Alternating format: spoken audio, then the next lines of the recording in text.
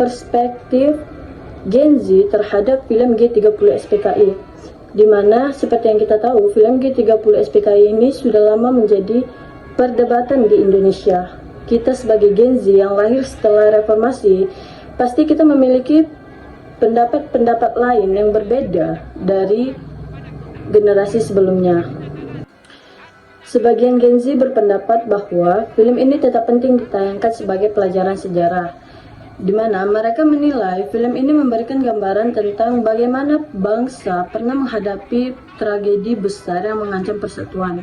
Nilai edukasinya terletak pada kesadaran bahwa perbedaan ideologi dapat menimbulkan konflik politik, bahkan memakan korban jiwa.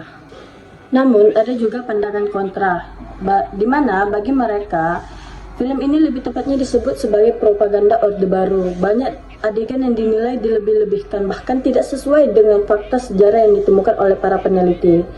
Karena itulah, jika ditayangkan tanpa ada penjelasan yang lebih kritis, yang lebih jelas, sesuai dengan sejarah, maka film ini dapat menyesatkan generasi muda.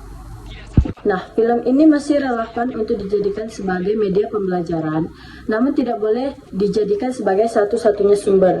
Harus ada penjelasan tambahan dari guru atau dosen agar siswa atau mahasiswa dapat memahami peristiwa G30 SPKI secara objektif dan tidak hanya terpaku pada sudut pandang tertentu saja. Film ini masih relevan untuk ditayangkan, namun tidak dalam konteks wajib ditonton seperti zaman dahulu. Sebaiknya film ini juga ditayangkan dalam forum terbimbing seperti diskusi kampus, dengan catatan ada penjelasan yang lebih kritis dan jelas dari pengajar. Kalau berbicara jenis konflik yang terdapat dalam film G30 SPKI, sudah sangat jelas terlihat bahwa adanya konflik ideologi dan konflik politik, yaitu pertentangan dari Partai Komunis Indonesia atau PKI dengan militer dan nasionalis. Selain itu, ada konflik kekuasaan, yaitu perebutan pengaruh di tingkat nasional. Dampaknya juga muncul di konflik sosial karena masyarakat terpecah dan terjadinya stigma yang berkepanjangan. Di sisi lain, film ini memang memberikan gambaran tentang pentingnya menjaga ideologi negara dan bahayanya konflik politik. Tapi masalahnya, edukasi tersebut disampaikan dalam bentuk yang bias. Karena film ini dibuat sebagai alat legitimasi rezim. Jadi kita perlu menempatkan film tersebut sebagai sumber belajar, bukan sebagai sumber kebenaran tunggal.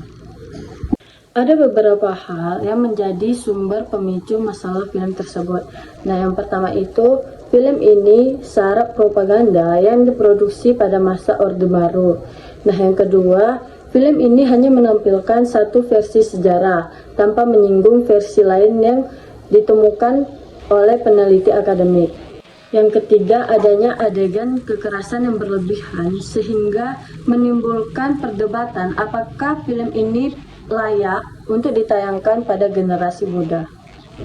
Dari pemaparan di atas, dapat disimpulkan bahwa film G30 SPKI tetap memiliki nilai edukasi, tetapi harus ditempatkan dalam konteks yang benar, agar generasi Gen Z tidak bisa hanya menerima film ini sebagai kebenaran tunggal, melainkan sebagai bahan berpikir kritis tentang bagaimana sejarah bisa dipakai untuk kepentingan politik.